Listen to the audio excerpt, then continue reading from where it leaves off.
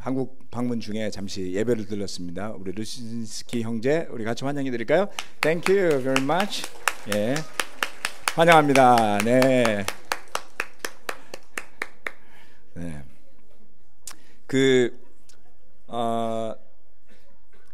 어디죠?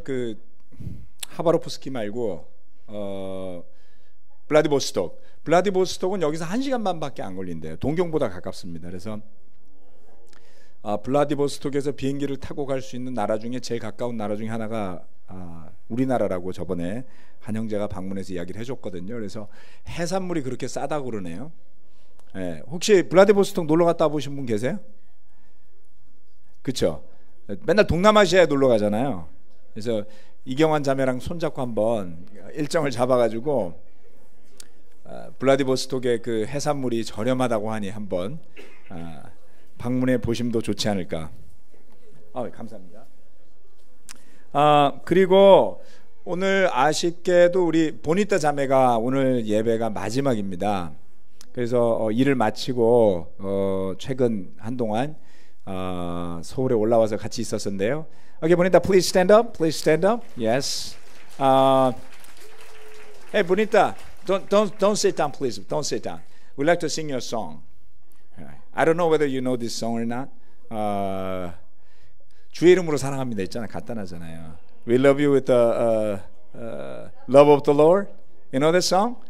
Okay. 주의 이름으로 사랑합니다. 우리 같이 한번 불러줄까요? 같이. 주의 이름으로 사랑합니다. 주의 이름으로 사랑합니다. 형제 안에서 주의 영광을 보며 주의 이름으로 사랑합니다. 주의 사랑으로 주의 사랑으로 사랑합니다.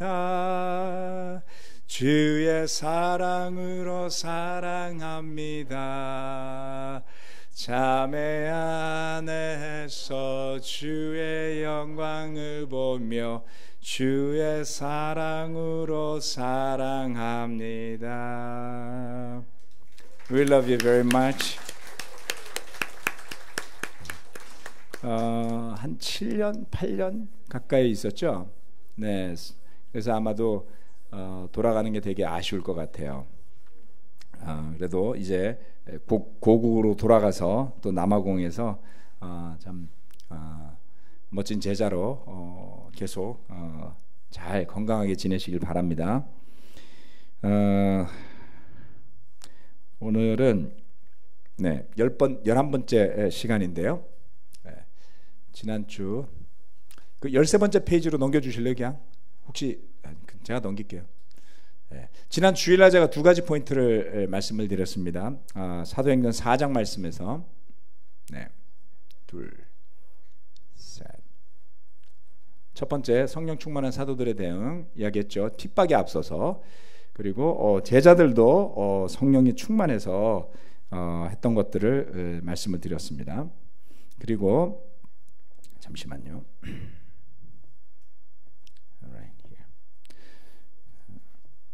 그리고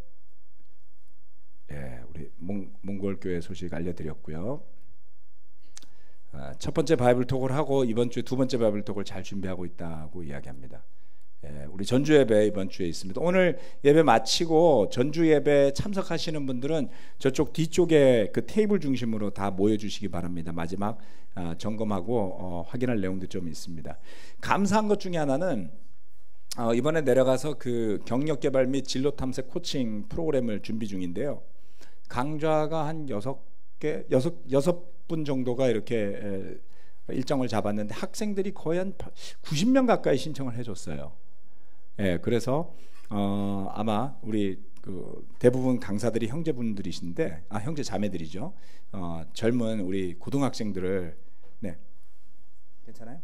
대상으로 그들을 정말 좋은 사회 경험의 이야기를 들려주는 그런 좋은 시간이 될 것 같습니다. 그리고 원월드 교회 오전 예배에 어떤 설교를 할지를 제가 이제 미리 월요일 날 보내드렸습니다. 그래서 그 교회에서도 하여간 제가 가서 최선을 다해서 설교를 해보도록 하겠습니다. 좋은 것은 이런 거죠. 제가 최근에 이 사도행전을 진행하면서 교파교회와 우리 그리스도의 교회에 조금 근본적인 차이점들이 좀 교리상에 있다라는 말씀을 드리고 있습니다. 그러나 잊지 말아야 할 것은 차이점보다 같은 점이 훨씬 많습니다. 그렇죠? 예, 때로는 우리가 차이점에 너무 포커스할 때가 있죠. 그러나 말씀 안에서 우리가 정말 아주 일부의 부분에서 하지만 중요한 부분이죠. 견해를 좀 달리하고 있다. 이것은 분명히 하되 다른 거의 대부분의 부분에 있어서는 대부분의 견해들이 크게 차이가 나지 않습니다. 그런 것을 좀 생각할 필요가 있겠죠. 자, 그래서 전주 예배를 위해서 여러분 정말 기도를 부탁드리겠습니다. 그래서 바라고 기도하는 것은 우리가 전주에 내려가기 전에 누군가가 성경을 공부하기 시작을 하고 또 가능하다면은 정말 세례받는 제자가 나올 수 있기를 여러분들이 기도해 주시길 바랍니다. 2020년에는 예배가 매주 시작될 수 있도록 준비를 하려고 하고요. 올해는 2번, 내년 할 수 있으면 4번 정도 예배를 드리고 그 이듬해는 이제 매주 예배를 드리는 형태로 하나님께서 그렇죠? 길을 열어주시길 기도합시다. 세 번째 지속적인 교회의 성장인데요. 자, 4장 4절 말씀을 보면요. 여기 제가 쭉 성경을 적어놨습니다. 자, 오늘 세 번째 하나 더 중요한 사실이 있습니다. 우리 캠퍼스 바이블톡 시작한 지 한 3개월 지났잖아요. 그렇죠? 4개월이 지났는데요. 성경 공부하는 사람이 3명이나 생겼습니다. 아멘. 그래서 정말 너무나 기쁜 소식이고요. 매주 바이블톡을 할 때마다 고정적으로 오시는 분들도 있고요. 그리고 돌아가면서 오시는 분들도 있습니다. 그리고 내일 시립대에서 오후 3시에 ABC 클래스, 영어 클래스를 시작을 합니다. 그래서 우리 지우군하고 아비게일하고 트루디하고 그다음에 우리 정우 형제를 포함해서 시립대에 가서 전도도 하고요. 뭐 전도라고 말할 수는 없죠. 영어 클래스에 초대를 하는 겁니다. 목적은 뭐냐면 친구를 만드는 거예요. 그리고 친구를 만드는 것이 주 목적입니다. 한양대에서는 매주 금요일 날 5시에 바이블톡을 진행하고 있습니다. 그리고 강서교회에서 진행하는 바이블톡에도 지난주에는 우리 지우 형제가 가서 참석을 하고 왔고요. 또 지난주 금요일 날은 분당교회 그 캠퍼스에서 같이 또 여기에 조인을 해가지고 같이 활동도 하고 5월 11일 날은 강서 그다음에 분당 우리 잠실교회 3군데 캠퍼스들이 다 모여서 여기에서 재즈 앤 러브라고 옛날에 우리 싱글들 했던 건데요. 우리 강현우 군이 중심이 되어갖고 학교에서 팀을 데리고 와서 여기서 재즈 연주와 더불어 대학생들이 저녁도 먹고 바이블톡도 하고 그 다음에 같이 또 게임도 하고 그럴 생각입니다. 아무튼 우리 캠퍼스에서 조만간에 세례의 소식이 들리길 또 기도해야 되지 않겠습니까? 아멘. 좋은 소식이 너무 많습니다. 사실 그리고 되게 아쉬운데 방학 기간 동안에 여기를 잠시 와서 바이블톡 듣고 예배도 왔던 경영시 장녀 이름이 인우예요. 인우. 근데 우리 박종영 형제 아들 이름하고 똑같죠? 그 인우가 동경에서 캠퍼스 미니스트리하고 잘 연결이 됐다는 소식도 들었습니다. 주은영 자매가 팔로우를 해주고 있고요. 여기 있었으면 정말 좋았을 텐데 뭐 같은 교회니까 동경에서 좋은 소식이 있기를 우리가 기도하겠습니다. 자, 이렇게 좋은 소식이 많은데요. 사도행전 4장 4절 말씀에 이런 말씀이 있습니다. 아무튼 오늘 같이 우리 전임들 미팅하면서 정말 격려 많이 받았죠. 그렇죠? 참여한 모든 사람들이 정말 뜨겁게 격려받았습니다. 최근에 일어난 많은 일들로 하나님이 뭔가를 이렇게 일을 막 이끌어 주시는 그런 느낌을 받았죠. 4장 4절 말씀은 이야기하기를 사도들의 말을 들은 사람들 가운데서 믿는 사람이 많으니 남자 어른의 수가 약 5,000명이나 되었다 라는 구절이 핍박의 와중에 아주 눈에 띄는 구절입니다. 저는 이 구절을 보면서 떠올린 것이 오병이어의 기적이 떠올랐어요. 오병이어의 기적. 오병이어의 기적의 당시에 몇 사람이 그 떡을 먹었습니까? 물고기를 먹고요. 남자만 5,000명이라고 그랬어요. 그렇죠? 그 5,000명이 희한하게 같이 일치하잖아요. 그렇죠? 네, 그 포인트가 사도행전의 4장에 핍박이 시작되었을 때 교회 남자 어른의 수가라고 이야기를 했습니다. 3,000명이 세례받았을 때는 남녀가 같이 섞여 있었던 것 같고요. 그리고 이날 이야기한 것은 남자 어른의 수인데 그것이 아이러니하게도 오병이어의 기적과 동일하죠.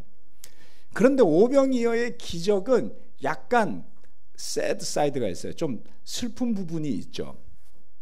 그건 뭐냐면 지금 제가 여기에 적어놓은 구절처럼 요한복음 6장 26절부터 27절 말씀을 보면 그렇게 오병이어의 기적에 열광했던 성인 남자만 5,000명인 그룹, 추산하기로는 약 15,000명에 해당하는 어마어마한 남녀 아이들을 포함한 큰 그룹의 사람들이 몰려왔지만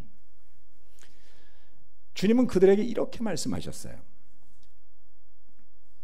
내가 진정으로 너희에게 말한다. 너희가 나를 찾는 것은 표징을 보았기 때문이 아니라 빵을 먹고 배가 불렀기 때문이다.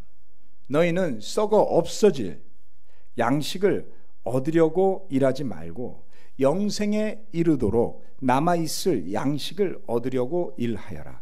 이 양식은 인자가 너희에게 줄 것이다. 아버지 하나님께서 인자를 인정하셨기 때문이다.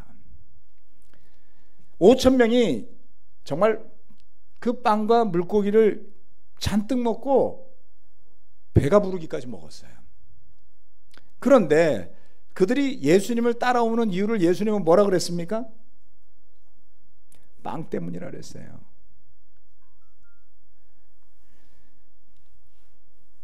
이것은 과연 무슨 일일까요? 빵 때문에 예수님을 따랐던 사람들은 잠시만요.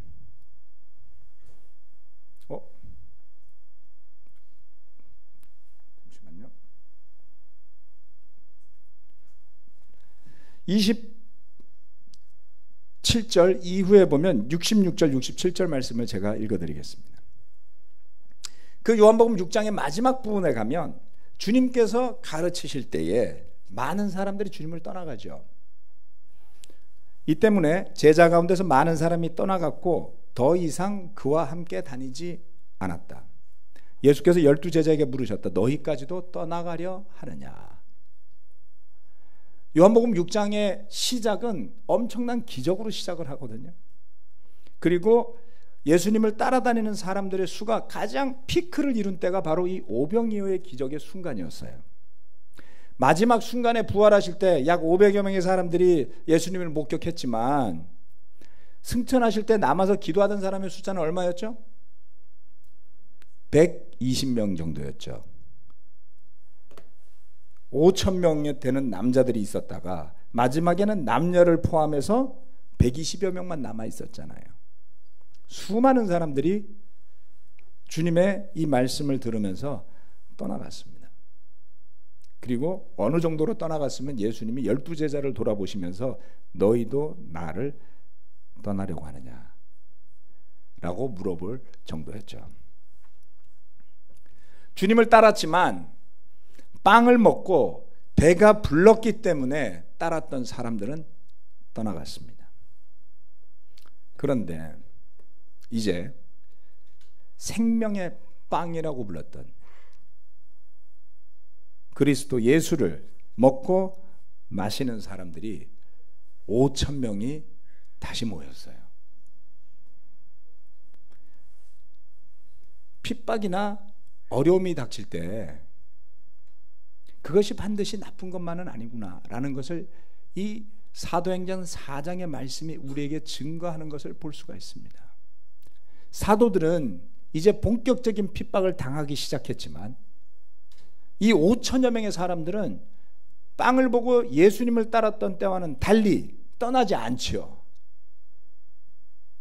그렇지 않나요?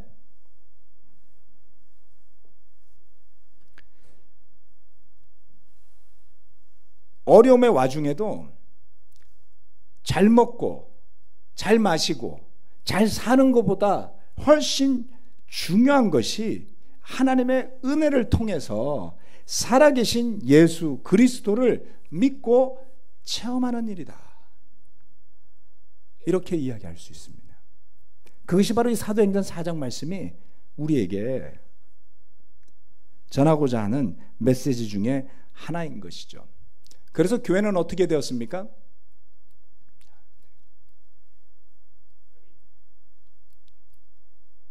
네. 4장 32절로부터 44절까지 함께 읽어보도록 하겠습니다. 사도행전 4장 32절로 34절 말씀입니다. 시작.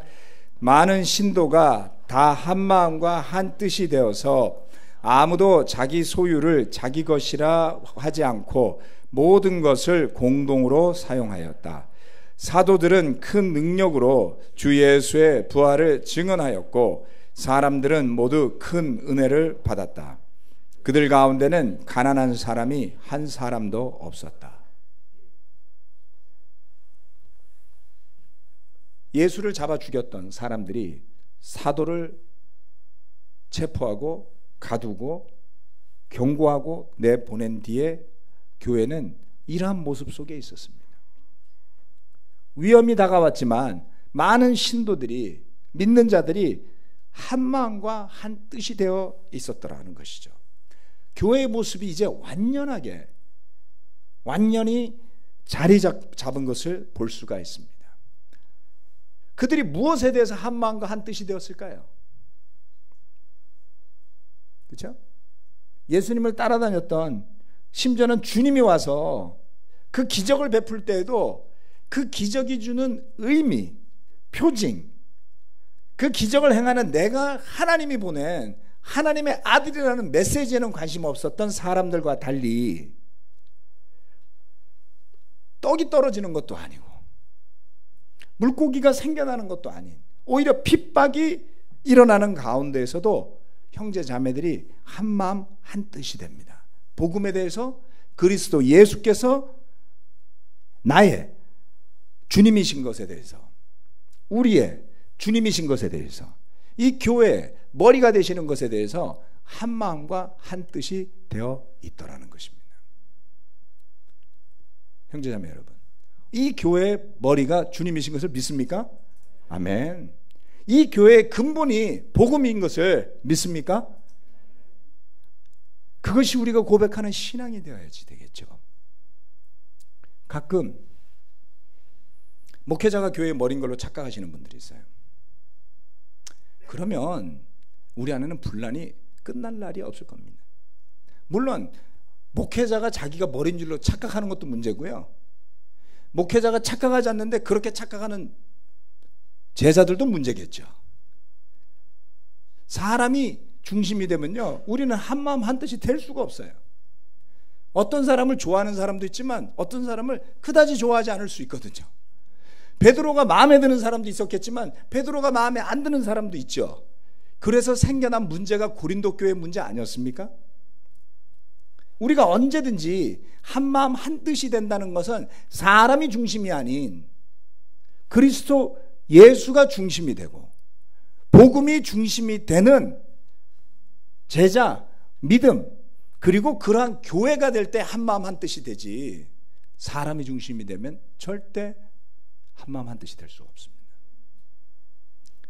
저는 목회자로서 필사적으로 그러한 유혹에서, 그러한 위험에서 벗어나려고 싸우고 있어요. 형제 자매 여러분들에게 부탁드리고 싶어요. 여러분들도 싸워주시길 부탁드립니다. 어떤 싸움이요? 자꾸 사람을 중심으로 보려고 하거나 사람을 중심으로 모이려고 하거나 하는 유혹에서부터 멀어지십시오. 우리가 하나가 되는 최고의 방법이 뭔지 아세요? 같이 성경 공부하는 거예요. 다른 누군가가 제자가 되도록 도와주는 일에 다른 마음이 있을 수가 없잖아요. 우리가 함께 모여서 기도하면 한 마음이 될 수밖에 없잖아요. 그렇죠? 예. 우리가 모여서 선한 일을 하면 한 마음이 될 수밖에 없겠죠. 그런데 우리가 모여서 누구 아이디어가 좋은지를 이야기하면 한 마음이 될 수가 없어요. 그 방법은 다양할 수밖에 없으니까. 그래서 교회가 뭐가 더 좋은지를 찾아내는 곳이 아니라, 무엇이 더 효율적인지를 고민하는 곳이 아니라, 무엇이 더 복음에 중심된 것인지를, 무엇이 더 주님의 뜻에 합당한 것인지를 생각하는, 무엇이 더 예수님다운 것인지를 고민하는. 그래서 내가 더 나은 사람이 되겠다라는 게 아니죠. 그렇죠? 우리를 통해 복음이 흘러갈 수 있도록 우리는 그 통로가 되어지고 그 하나님의 도구가 되어지고, 우리는 복을 입은 사람들이래죠. 영적인 복이요. 세상의 빵과 떡이 아니라, 그 빵과 물고기가 아니라 주님을 먹고 사는 사람들이 되는 겁니다. 그래서 세상 사람들이 우리를 보고 복음을 따르는 모습을 부러워할지언정 세상적인 모습을 보고 부러워하지 않을 수도 있어요. 얼마나 성공했는지가 우리의 척도가 될 필요는 전혀 없는 것이죠. 그리고 이 대한민국 안에서 별로 성공하고 싶지도 않아요. 죄다 감옥 가니까. 농담이 아닙니다. 저는 제자가 되어서 롤모델들이 사라졌어요. 네. 세상적인 롤모델이 아니라 예수님이 나의 롤모델이 될 때, 우리가 그 길을 걸어갈 힘을 얻을 수 있지 않겠습니까? 어려움이 닥치면요, 영적으로 복음이 중심이 되어 있지 않으면 우리는 분열할 겁니다. 그러나 주님이 중심이 되어 있다면 어려움이 닥칠 때 그 하나된 마음이 훨씬 더 빛을 발하게 될 겁니다.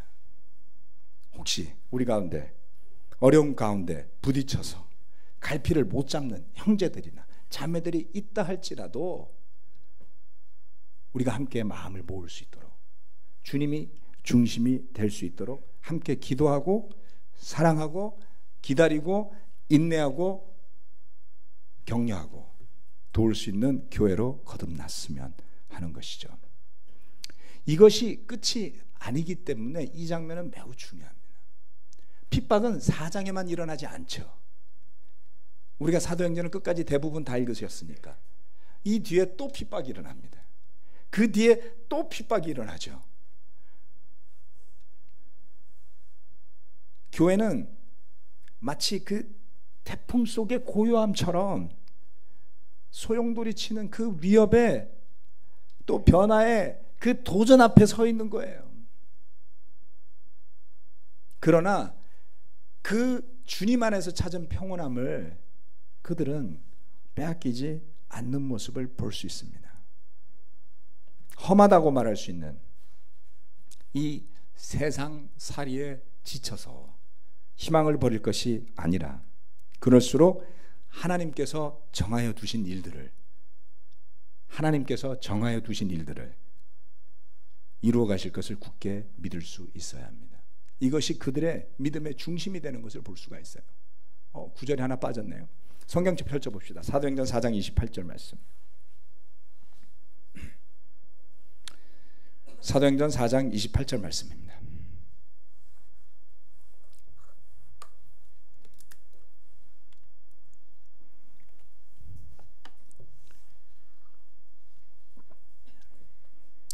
주님의 권능과 뜻으로 미리 정하여 두신 일들을 모두 행하였습니다. 모인 사람들이 주님께 부르짖으면서 이야기하는 모습이 바로 이것이죠. 주님의 권능과 뜻으로 미리 정하여 두신 일들을 모두 행하였습니다. 이 말씀의 의미가 무엇일까요? 그들을 핍박하는 그 일들까지도 주님께서 정하신 계획 안에 있음을 믿을 때에 두려움에 굴복하지 않을 수 있는 것이죠.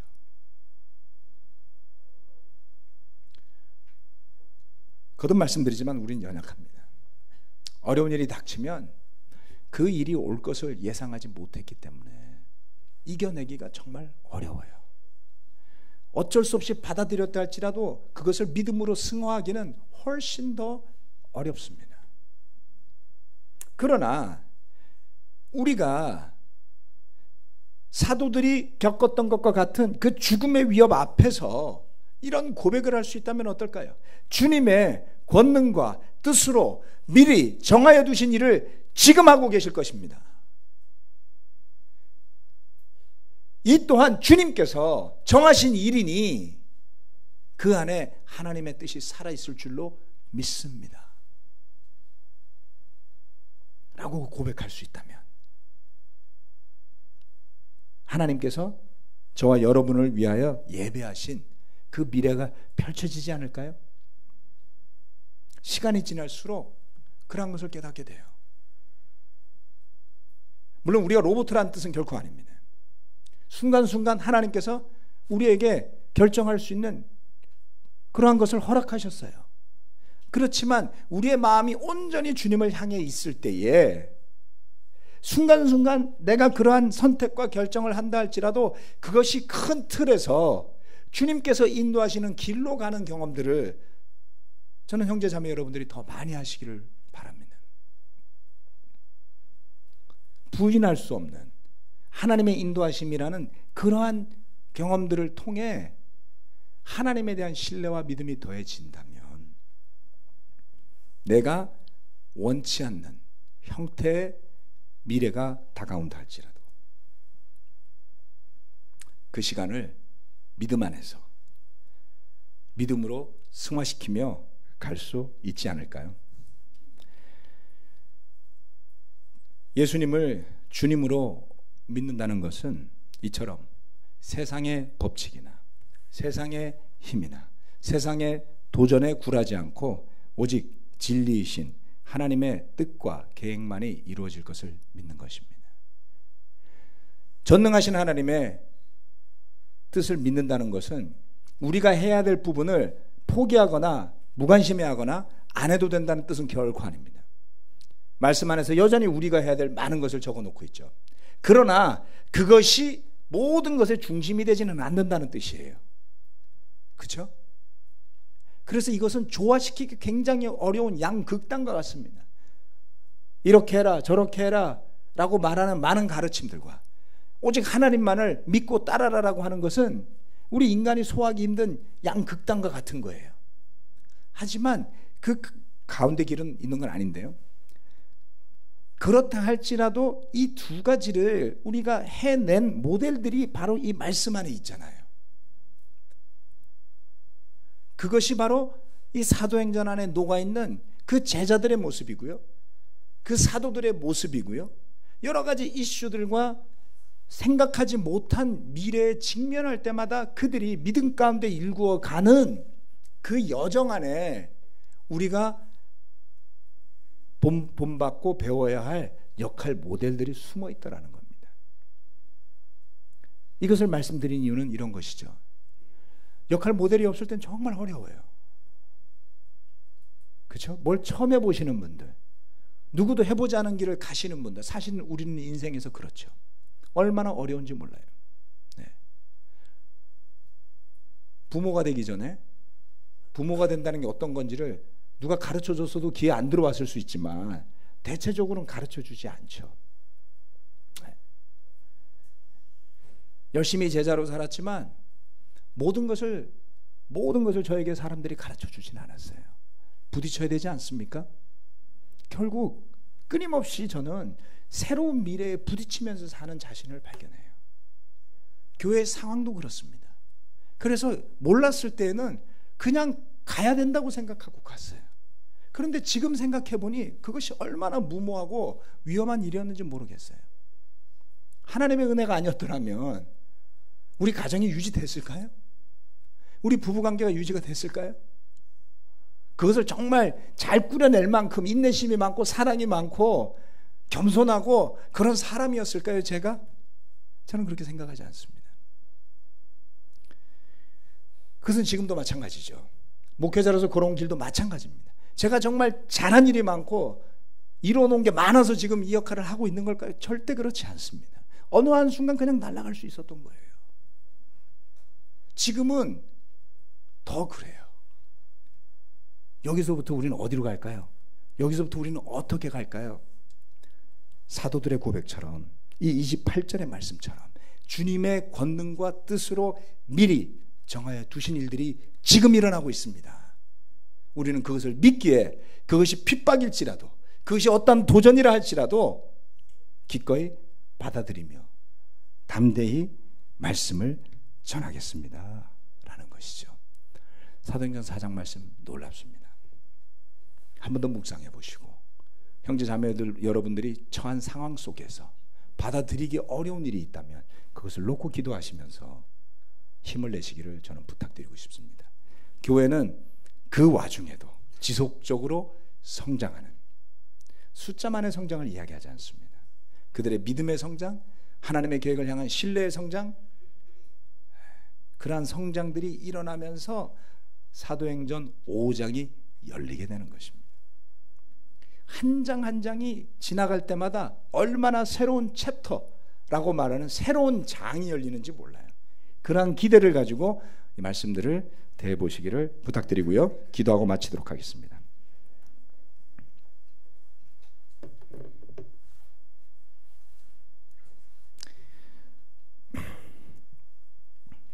전능하신 하나님 아버지, 오랫동안 우리와 같이 했던 보니타 자매가 이제 고국 남아공으로 돌아가게 됩니다. 정말 전북 부안이라는 먼 곳에서 빠짐없이 예배에 헌신하고 교제에 참여하고자 애쓴 그 자매의 모습을 통해 문득문득 격려를 받고 때로는 용기를 잃을 만한 때에도 참 머리에 떠올리며 이러한 자매도 있는데 나는 무엇을 걱정하나 라고 생각하며 위로를 받을 때가 있었습니다. 그러한 자매가 이제 돌아갈 때 돌아가는 발걸음과 돌아가서 함께 만날 가족들과 그 교회의 교제를 주님 축복하여 주시길 간절히 기도합니다. 이곳에서 함께 했던 추억들과 또 그 사랑을 듬뿍 가지고 가서 또 남아공에서 새롭게 시작하는 그 모든 과정 속에 주님께서 함께 해주시길 간절히 기도합니다. 또한 아버지 하나님, 우리 가운데 투병하는 형제 자매들이 여럿 있습니다. 모두 다 일일이 모든 고통을 나눌 수는 없지만 그 과정이 결코 쉽지 않으리라 생각합니다. 하지만 주님, 어느 누구도 기대하거나 예상한 일이 아니었지만 그런 일이 사랑하는 소중한 형제에게 또는 자매에게 사고로 병으로 닥칠 때마다 참 우리는 마음이 아프고 안타깝고 슬프곤 합니다. 그렇다 할지라도 주님, 주님을 향한 굳건한 신뢰와 주님의 권능과 뜻으로 계획하여 두신 일들을 받아들이기를 주저하지 않게 도와주시고 믿음으로 우리 삶에서 일어나는 여정들을 정말 묵묵히 소화해 나가며 여전히 우리가 기쁨 가운데 복음 위에 굳게 서는 제자들로, 그리스도인들로 거듭날 수 있도록 저희를 지켜주십시오. 복음이 전파되어야 할 분명한 이유가 있습니다. 우리의 능력으로 결코 오를 수 없는 구원이라는 그 계단을, 우리의 힘이나 수고와 노력으로 결코 얻어질 수 없는 죄사함이라는 엄청난 은혜를 그리스도 예수로부터 믿음으로 회개함으로 또 세례받고 죄사함으로 얻게 되는 것을 기억할 때 그러한 말씀들이 빠짐없이 기록된 것이 얼마나 큰 축복인지 모르겠습니다. 아버지 하나님께서 성령님의 인도하심을 따라 기록하여 주신 이 말씀들이 오늘까지 우리 속에 남아 강력하게 역사하고 있으니 우리가 그 감사함을, 그 소중함을 마음에 담을 뿐만 아니라 우리의 삶으로도 담아내고 우리 삶 속에도 그 그리스도가 살아 숨쉴 수 있도록 우리의 가는 길을 주님께서 이끌어 주시길 간절히 기도드립니다. 올 한 해 동안 주님 앞에 드리는 소중한 많은 기도 제목들이 있습니다. 틴 미니스트리가 올해도 여전히 든든하게 성장하고 자라고 있으니 참으로 감사합니다. 이번 주에 주일 예배를 틴 미니스트리에서 주관을 한다고 합니다. 성찬과 또 환영과 기도와 말씀을 준비하는 김민수 전도사님을 비롯한 모든 우리 팀 미니스트리 선생님들과 제자들 위해 함께 해주시길 바라고, 또 이번 주말에는 전주로 내려가서 두 번째 미션 예배를 드리고자 합니다. 하나님, 정말 두렵기도 하고 설레기도 하고 어떤 일이 벌어질지 알 수가 없습니다만 성령님께서 인도하심을 믿고 그 발자국을 뒤쫓아갈 수 있도록 우리를 이끌어 주시길 간절히 기도드립니다.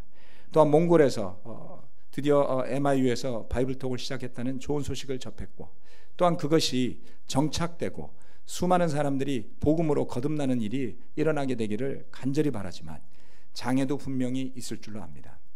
그 모든 길과 과정을 주님께서 이끌어 주시길 간절히 기도드립니다. 하나님, 2018년도 한 해 국내외적으로 너무나 시끄럽고 정말 추하고 악하고 더러운 일들이 세상에 얼마나 많이 일어나는지 모르겠습니다. 우리의 삶이 그와 같은 것임을 자각하게 도와주시고, 복음 안에 새로워진 우리 형제 자매들이 빛으로 생명의 도구로 이 세상에 쓰임받게 되길 간절히 기도합니다. 주님의 은혜에 감사드리며 예수 그리스도 이름으로 기도합니다. 아멘. 마치겠습니다.